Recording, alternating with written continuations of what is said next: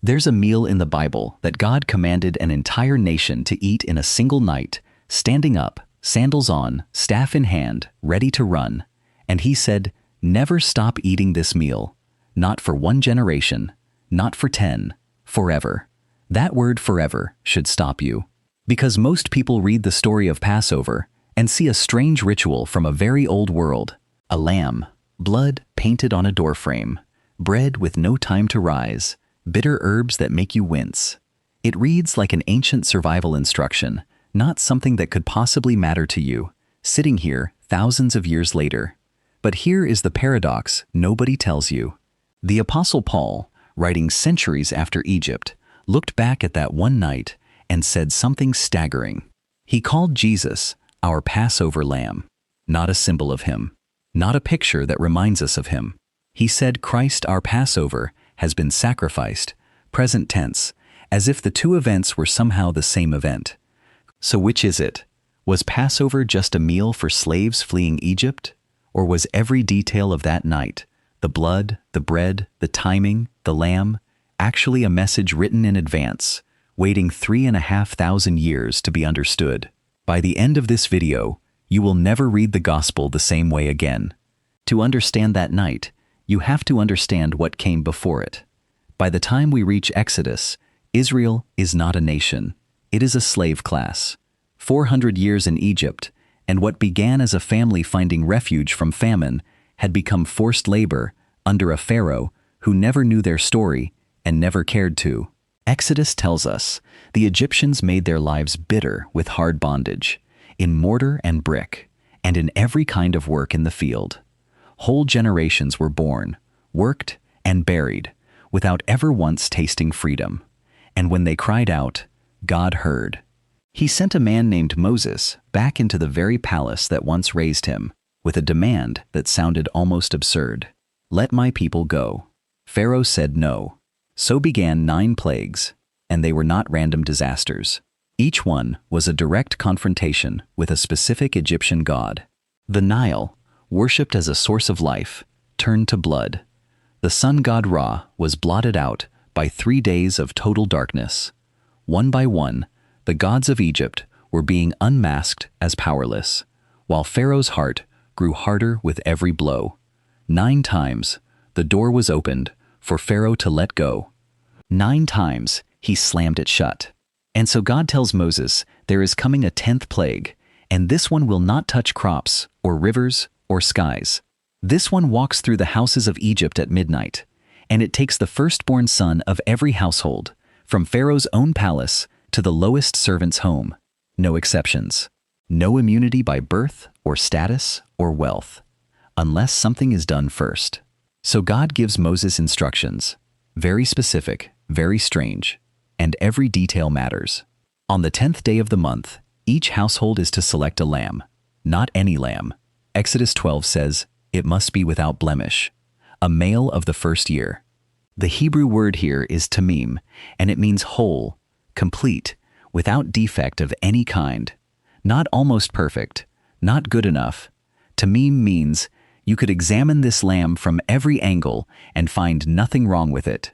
For 4 days, the family keeps this lamb close, long enough to know it, long enough perhaps for a child to have given it a name. And then on the 14th day, at twilight, the lamb is killed. But here is where the instruction takes a turn that changes everything. God does not simply say, kill the lamb and leave it there. He says, take some of the blood and put it on the 2 side posts and on the upper doorpost of the houses.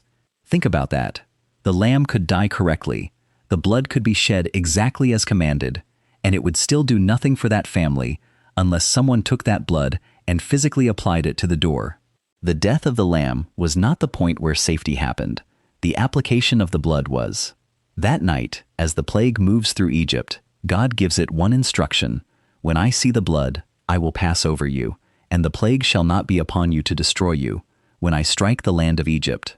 That phrase, pass over, comes from the Hebrew word Pesach, and Pesach does not simply mean to walk by or ignore.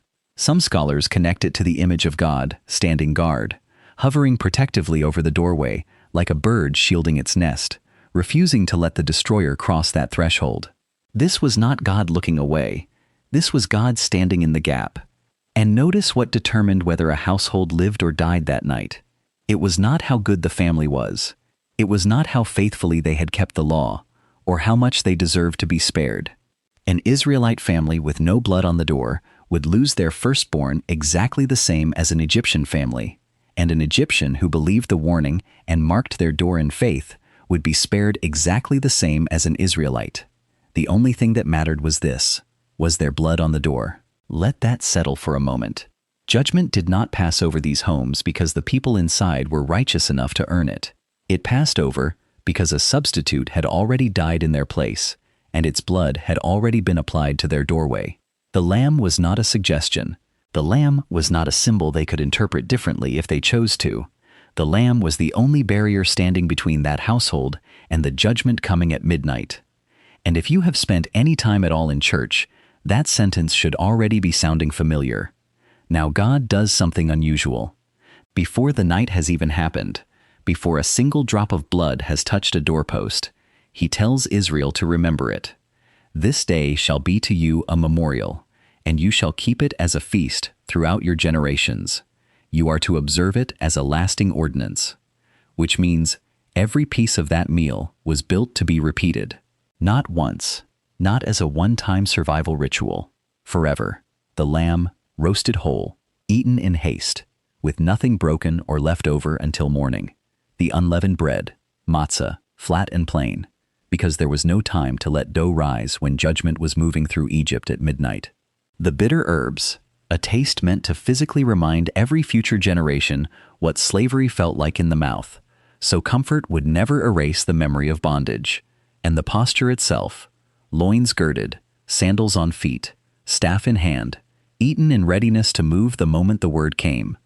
Every element had a job. The bread spoke of urgency, the herbs spoke of suffering, the lamb spoke of substitution, and together they formed a meal that Israel would keep eating, year after year, century after century, without fully realizing that every piece on that table was pointing forward to a table that had not been set yet. So hold that picture in your mind: a lamb, chosen, examined, found without blemish, a family sheltered behind its blood, a nation spared because a substitute died in their place. Now watch how far this thread travels. 14 centuries later, on the banks of the Jordan River, a man named John is baptizing crowds of ordinary people. And one day, he looks up, sees someone walking toward him, and says words that should have stopped everyone in earshot. Behold, the Lamb of God, who takes away the sin of the world. Think about what John just did. He did not say prophet, he did not say teacher, or healer, or even Messiah. He reached back 1,400 years, past every king, past every priest, past every sacrifice offered in the temple, and picked up the one image every Jewish person in that crowd would have recognized instantly: the Lamb, the one whose blood meant the difference between judgment and safety. John was not offering a compliment. He was making an identification. And then watch the timing, because this is where it stops being coincidence and starts looking like design. Every year, in the days before Passover, families across Jerusalem would select their lambs. Priests would inspect them, one by one, checking for any flaw, any blemish, anything that would disqualify them from the altar. It was happening in the exact week that Jesus enters Jerusalem, greeted by crowds, examined by religious leaders trying to trap him in his words, questioned again and again, and found, every single time, without fault. He is arrested the night the Passover meal is being prepared. He stands trial while lambs are being inspected in the temple courts, and he is crucified at the very hour, scholars note, that the Passover lambs were being slaughtered for the feast that evening. This was not an accident of scheduling. This was the oldest picture in Israel's history, stepping, at last, into flesh and blood, on the exact week it was always pointing toward. Years later, a man named Paul, writing to a church in Corinth, makes the connection explicit. He does not say, Jesus is like the Passover lamb. He does not say, Jesus reminds us of the Passover lamb. He writes, Christ, our Passover, is sacrificed for us, present tense, direct identification, as if the lamb on the Egyptian doorpost and the man on the Roman cross were, in some way that stretches across 14 centuries, the very same offering. And here is where it climaxes, because remember the word from Exodus, Tamim, without blemish. Whole, complete, nothing wrong found anywhere. Every lamb offered in Egypt, every lamb offered in the temple since, had to be physically inspected and found flawless. But it could only ever be flawless on the outside. No priest could examine a lamb's heart, its motives, its soul, because a lamb has none of those things to examine.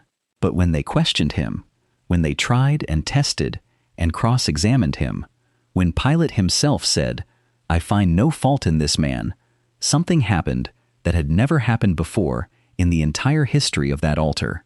For the first time, the sacrifice was flawless all the way through, body, motive, heart, and soul. Tamim, in a body. The lamb Israel had been slaughtering for 14 centuries was never the point. He was the rehearsal, and the rehearsal had just met the real thing. If that connection just hit you the way it hit me the first time I saw it, that's only halfway through what's hiding inside this feast. There's a word study coming up that will change how you read the Last Supper forever. Tap subscribe now so you don't lose this video. And if someone in your life needs to see how the whole Bible connects like this, send it to them right now. Before you forget, let's keep going. Let's slow down for a moment, because two Hebrew words from that first Passover night carry weight that most readers walk straight past. The first is dam, blood. In Hebrew thought, blood was never just a biological substance. Leviticus 17:11 states it plainly. The life of the flesh is in the blood. Dam represented life itself, poured out. So when God told Israel to place the lamb's dam on the doorposts, he was not asking for a symbolic gesture. He was asking them to display, publicly, on the very entrance to their home, the evidence that a life had already been given so theirs could be kept. The second word is matzah, unleavened bread.